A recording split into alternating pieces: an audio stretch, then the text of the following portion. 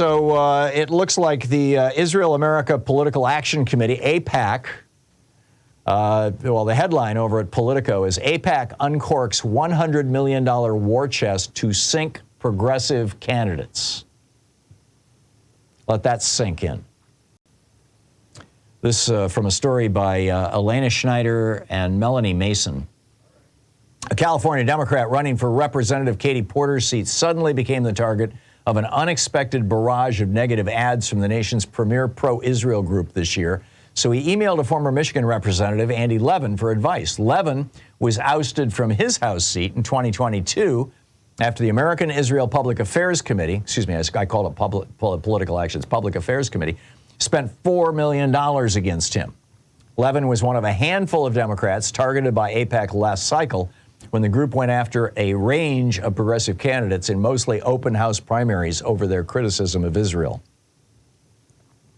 Most candidates won't be able to survive that spending barrage, Levin said in an interview with Politico, and I'm afraid that they can be quite successful in wiping them out. This cycle, the article notes, they are going even bigger. AIPAC is expected to spend $100 million this year, taking aim at candidates they deem insufficiently supportive of Israel. When did we sanction foreign governments or advocates or spokes groups for foreign governments manipulating American elections? I mean, this is just mind-boggling. AIPAC's biggest targets are members of the so-called squad of progressive House Democrats. But AIPAC's ambitions are broader, writes Politico. United Democracy Project, the group's super PAC, is monitoring 15 to 20 House races and polling in many of those races. It's also supercharged fundraising on all sides of the conflict. They're going after Rashida Tlaib, of course. She's Palestinian.